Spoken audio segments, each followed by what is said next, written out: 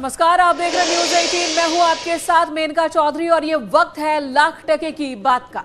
और मैं हूं अनुपम और इस वक्त की उत्तर प्रदेश की आज की सबसे अहम और बड़ी खबर की हम बात कर रहे हैं। उत्तर प्रदेश के डीजीपी मुकुल गोयल को हटा दिया गया है।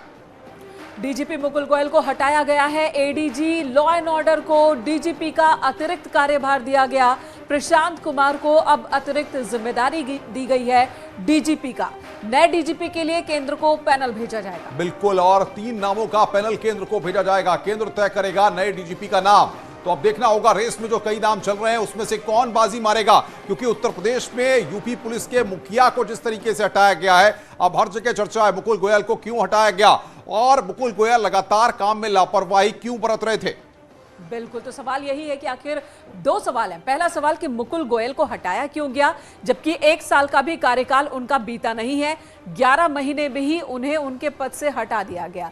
और दूसरा सवाल है कि अब अगला डीजीपी कौन होगा। इन दोनों ही सवालों का जवाब न्यूज 18 लगातार आपको बता रहा है। पहला सवाल कि आखिर क्यों उन्हें हटाया गया, तो उस सवाल का जवाब है कि उनके खिलाफ शिकायत मिल रही थी। डीजीपी मुकुल गोयल के खिलाफ शिकायत मिल रही थी कि वो कामकाज में रुचि नहीं ले रहे थे, जो विभागीय जिम्मेदारी दी गई थी उसमें लापरवाही बरत रहे थे। और सबसे बड़ी बात महत्वपूर्ण है कि जुलाई 2021, ज्यादा वक्त नहीं हुआ इनका, जब इनको उत्तर प्रदेश में पुलिस का मुखिया बनाया गया था। 11 महीने के भीतर डीजीपी को हटाया जाना, और वो भी योगी आदित्यनाथ की सरकार में जो कानून व्यवस्था पर खास फोकस करती है। यानी कि आप देखिए, जिला पुलिस से तालमेल की लगातार कमी थी। अगर पुलिस के मुखिया की कमी है, अपराध रोक पाने में असफल रहने का आरोप है, ताबड़तोड़ घटनाएं हुई हैं। छुट्टी पर रहते हुए छुट्टी बढ़ाने का आरोप है। जो इतनी बड़ी जिम्मेदारी है, डीजीपी के पद पर है, वो छुट्टी पे और कई घटनाएं हुई और इस बीच उन्होंने अपनी छुट्टी भी बढ़ाई। मीटिंग में भी उपस्थित नहीं होते थे, आते नहीं थे।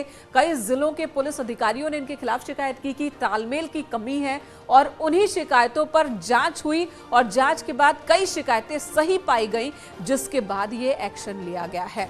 और इस वक्त की बड़ी खबर आ रही है, पीएचक्यू के 2 करीबी अफसर हटाए गए। गोयल के 2 करीबी अफसर भी हटा दिए गए हैं। एडीजी रैंक के ये दोनों अधिकारी हैं और इनके खिलाफ भी कार्रवाई हुई। तो पुलिस हेडक्वार्टर के 2 अधिकारियों के खिलाफ कार्रवाई। बहुत बड़ी खबर, पहली बैठक में सीएम ने तल्ख तेवर दिखाए गए। आपको बता दें कि मुकुल गोयल को पहले भी चेतावनी मिली थी और पीएचक्यू के 2 और बड़े अफसरों पर गाज संभव है, उनको भी हटाया जा सकता है। गोयल के करीबी 2 और अफसर हटाए जा सकते हैं। ये 2 अफसर कौन है, ये भी एक सवाल है कि 2 अफसर कौन है। गोयल से नाराजगी, पहली बैठक में सीएम ने दिखाए थे तल्ख तेवर। गोयल के खिलाफ जो एक्शन, तो एक दिन में ये कार्रवाई नहीं हुई है, बल्कि उनके खिलाफ लगातार शिकायतें मिल रही थी, जिसके बाद जांच, और कई बार उन्हें ये संकेत दिया गया कि कामकाज में सुधार कर लें, और बावजूद उसके कामकाज में सुधार नहीं, जिसके बाद जांच, और जांच के बाद जो रिपोर्ट आई उसके आधार पर यह फैसला लिया गया कि उनको हटा दिया गया। और अब जो खबर आ रही है कि एडीजी रैंक के 2 अधिकारी जो गोयल के करीबी हैं, उनके खिलाफ भी कार्रवाई हो सकती है, उनके खिलाफ भी एक्शन लिया जा सकता है, उनके खिलाफ भी एक बहुत ही कड़ी रिपोर्ट इस वक्त सरकार के पास है। बिल्कुल, और हमारे साथ बातचीत करने के लिए ऋषभ मणि त्रिपाठी हमारे साथ जुड़ रहे हैं। ऋषभ, जब से ये खबर आई है, लोग समझ नहीं पा रहे कि आखिर क्यों योगी आदित्यनाथ की सरकार ने उत्तर प्रदेश पुलिस के मुखिया को हटाया है। क्या वास्तविकता में काम में लापरवाही या फिर कुछ पॉलिटिकल कनेक्शंस की बातें भी हैं? क्या ग्राउंड की रियलिटी है, बताइए जरा।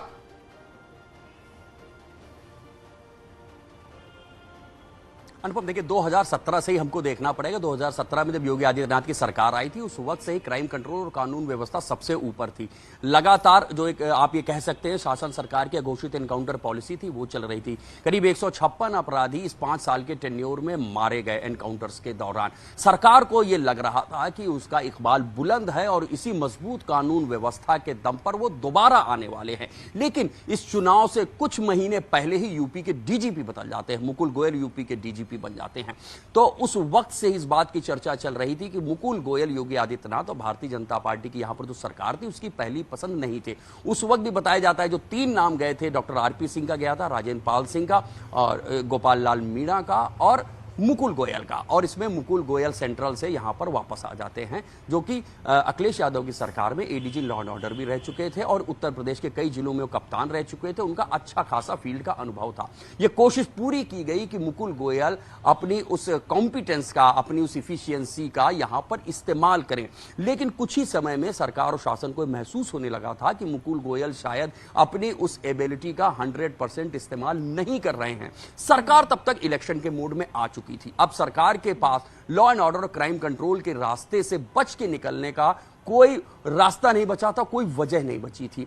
लिहाजा धीरे धीरे बात महसूस होने लगी थी कि मुकुल गोयल अपनी कॉम्पिटेंस का इस्तेमाल नहीं कर रहे और इसका खामियाजा सरकार को चुनावों में भुगतना पड़ सकता है। चुनाव के दौरान में कई सवाल उठे, कई जगहों पर लापरवाही की खबरें आई और कई बार उत्तर प्रदेश की पुलिस सवालों में रही। तो चुनाव के बाद भी कई ऐसे इंसिडेंट्स हो गए जिसे लेकर चर्चा हो रही थी। तो चुनाव के बाद अब यह बड़ा एक्शन हो गया है और खबर यह भी आ रही कि पुलिस हेडक्वार्टर के 2 अधिकारी हैं जो गोयल के करीबी हैं, उनके खिलाफ भी एक्शन हो सकता है। ये 2 अधिकारी कौन कौन हैं?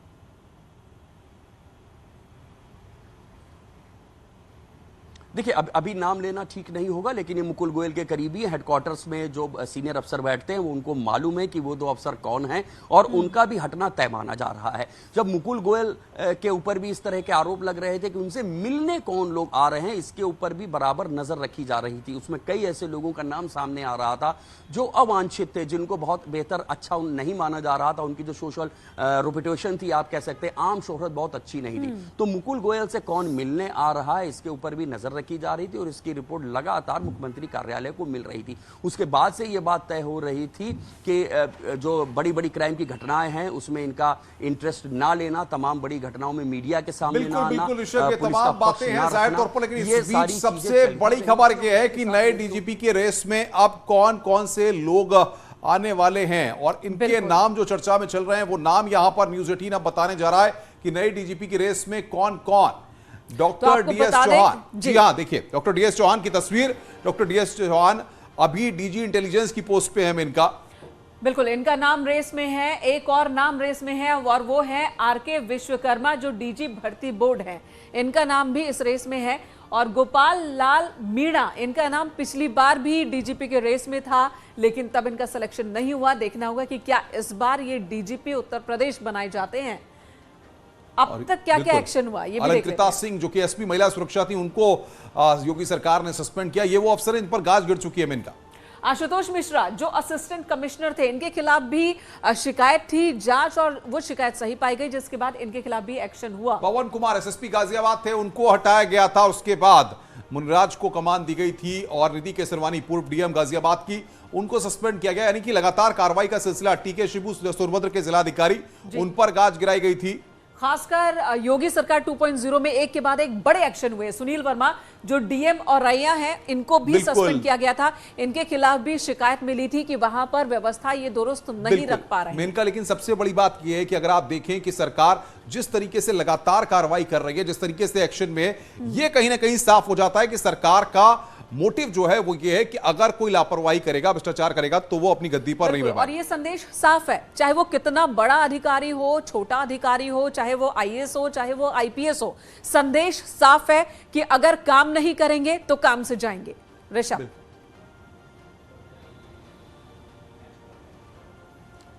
जी हाँ, बिल्कुल सही बात है। देखिए, 100 दिन का टारगेट सेट कर दिया गया है, सभी विभागों के मंत्रियों को जिम्मेदारी दे दी है और साथ ही साथ मंत्रियों को भी जिम्मेदारी दी गई है कि वो जिन जिलों के प्रभारी मंत्री बनाए गए हैं वो वहां जाएं, वहां भी देखें, वहां अपने कार्यकर्ताओं को भी सुने और ये देखें शासन की जो नीतियां हैं, शासन के जो निर्देश हैं, उसके मुताबिक वहां पर विकास कार्य हो रहे हैं या नहीं हो रहे हैं। जब हम बात सरकार की करते हैं तो उसमें crime control, law and order सबसे ऊपर आ जाता है।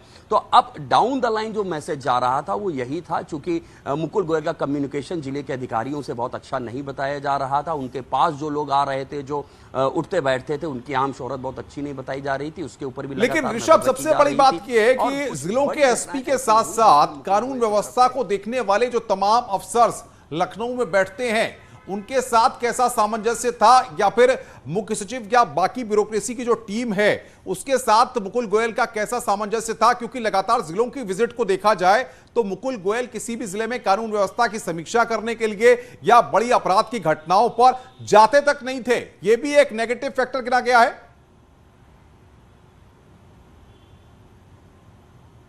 जी हाँ, बिल्कुल। देखिए, आप जैसे वो कानपुर गए थे, वाराणसी गए थे, जो मुझे याद आ रहा है बीते कुछ दिनों में कि 2 ऐसे जिले थे जहां पर वो गए थे, कानून व्यवस्था की उन्होंने समीक्षा भी की थी। लेकिन उसको बस खाली आप कह सकते हैं कि वो खाना पूरी महज थी। जब उनको पूरा समय मिला था, जब सरकार इलेक्शन के मोड में थी, उस वक्त उनको जो अपना टेम्परामेंट दिखाना चाहिए था, जो मजबूती दिखाई जानी चाहिए थी, चूंकि तब तक 4 साल से ऊपर की सरकार हो चुकी थी, सरकार इलेक्शन मोड में आ गई थी, उस वक्त डीजीपी से जिस कॉम्पिडेंस की, जिस इफिशियंसी की जरूरत थी, शायद उस पर वो खरे नहीं उतर पा रहे थे। लगातार जो जिले के अफसर थे, उनके साथ इनकी जो संबंध थे, इनकी जो वार्ता होनी चाहिए थे, उसमें कहीं ना कहीं से कमजोरी दिखाई दे रही थी। उसी के बाद चुनाव आ जाता है और चुनाव के समय में भी ये बात समझ में आता है कि हाँ, ये कहीं खेमों में बटे हुए दिख रहे थे उत्तर प्रदेश के आईपीएस। और उस वक्त भी मुखिया मुकुल गोयल थे। मुकुल गोयल के जीएसओ जो रवि जोसेफ लोक्कू हैं, उनको पिछली लिस्ट में हटा दिया गया था। जीएसओ जो होता है वो सबसे खास अफसर होता है, डीजीपी का एडीजी रैंक अफसर होता है। जब लोक्कू साहब को हटाया गया, उस वक्त भी इस बात की चर्चा हुई कि आखिरकार डीजीपी के जीएसओ को हटा दिया। और डीजीपी से मैंने खुद बात की थी, उनकी जानकारी में ही नहीं था कि उनके जीएसओ को, जो एडीजी रैंक का अफसर है, उसको हटा दिया गया है। तो उस वक्त से यह संदेश साफ हो रहा था। ऋषभ, कहीं ना कहीं डीजीपी मुकुल गोयल को भी, डीजीपी रहते इस बात का अंदेशा रहा होगा कि उनके खिलाफ जो नाराजगी है, शिकायतें हैं, वो फहरिस्त लंबी होती जा रही है और आने वाले दिनों में उनके खिलाफ एक्शन हो सकता है। उनकी कार्यशैली से ये बात पहले से ही लग रहा था कि उन्हें इस बात का अंदाजा था।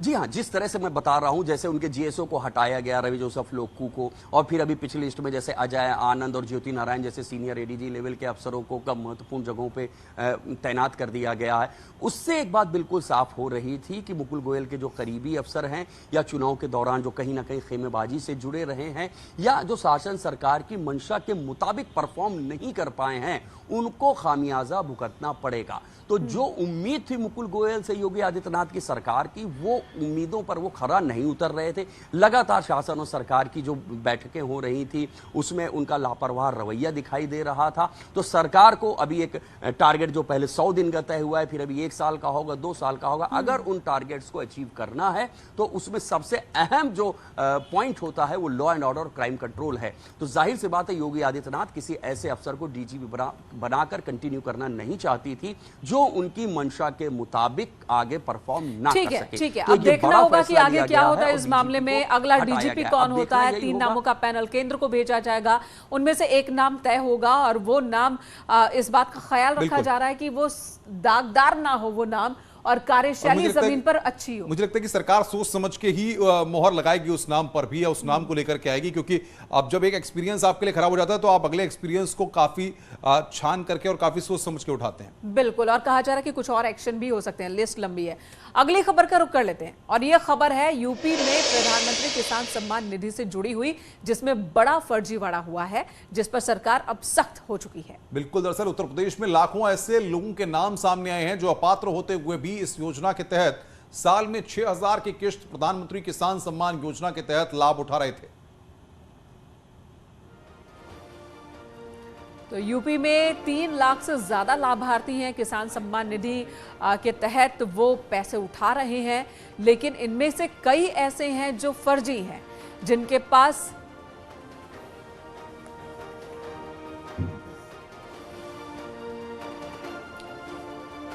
तो ये पूरा मामला समझाते हैं हम तमाम दर्शकों को कि दरअसल पूरा ये मामला है क्या, क्योंकि ये पूरा मामला किस तरीके से जुड़ाव रखता है। ये आप देखिए, किसान सम्मान निधि फर्जीवाड़ा, यानी कि उत्तर प्रदेश में 2.55 करोड़ किसानों को इसका लाभ मिलता है इनका, और उसमें यह फर्जीवाड़ा सामने आया। 3.15 लाख लाभार्थी अपात्र, आप समझ सकते हैं, यानी कि ये उस कैटेगरी में आते ही नहीं कि इन्हें ये लाभ मिले। 6.18 लाख किसानों का आधार नंबर गलत पाया गया है, और इनमें से कई ऐसे किसान हैं जो अपात्र लाभार्थियों के खिलाफ जांच के आदेश दिए गए। बिल्कुल, एक्शन लिया है सरकार ने यहां पर किसान सम्मान निधि के इस फर्जीवाड़े पर, जिसमें अपात्र लाभार्थियों की संख्या ज्यादा है, और अब इसमें जांच के आदेश दिए गए हैं। सभी जिलों में लाभार्थियों की पात्रता की अब जांच की जाएगी, यानी कि अगर और भी कुछ लोग होंगे तो वो भी सामने आ सकते हैं, और अगले किश्त रोकी जाएगी। और यह भी कहा गया है कि इनसे वसूली भी हो सकती है। अभी तक कई वसूली हो भी चुकी है कई फर्जी किसानों से, और अब आगे भी एक्शन के मोड में सरकार। उत्तर प्रदेश में 3,15,000 ऐसे अपात्र लाभार्थियों का डाटा सरकार के पास आया है जो फर्जी तरीके से प्रधानमंत्री किसान सम्मान निधि का सालाना 6,000 रुपए उठा रहे थे। हालांकि इसके खिलाफ जांच के आदेश दे दिए गए हैं, लेकिन इतना बड़ा फर्जीवाड़ा कैसे हुआ, ये बड़ा सवाल है। प्रशासनिक लापरवाही नहीं थी। उस समय योजना 24 फरवरी 2019 को यहाँ पर लॉन्च हुई थी और हमारे पास समय कम था, जिसके भीतर हमको लोगों को के डाटा को डालना था। जो हमारे पास किसान पारदर्शी योजना के भीतर जो लोग थे वो आधार से लिंक नहीं था, उसको हम लोगों ने डाला। अब PFMS पोर्टल बन गया है, जिसके माध्यम से आधार लिंक उसको कर दिया गया है और इस समय भी KYC के माध्यम से गाँव के भीतर उन सारे लाभार्थियों को KYC के साथ जोड़ा जा रहा है। इसी वजह से करोड़ की वसूली भी की जा चुकी है। आधार से लिंक के उस लोगों को किसान सम्मान निधि दी गई, जिसकी रिकवरी सरकार कर रही है और लगभग 17,922 लोगों से भी रिकवरी करने के हमने आदेश जिला स्तर पर दिए हैं, उनसे रिकवरी हो रही है। और भी इस प्रकार से अगर कोई व्यक्ति होगा जो इसका पात्र नहीं होगा, उससे हमारी सरकार रिकवरी करेगी। अब इस मामले में यूपी सरकार भी सख्त हो चुकी है। अपात्र लाभार्थियों को पैसे लौटाने के लिए नोटिस भेजे जा रहे हैं। कई जगहों पर लोगों ने पैसे लौटा भी दिए हैं। Bureau report, news 18। तो लगातार बड़ी खबरों पर हम बने हुए रुक रहे हैं यहां पर एक छोटे से ब्रेक के लिए। ब्रेक के बाद जल्द हाजिर होते हैं।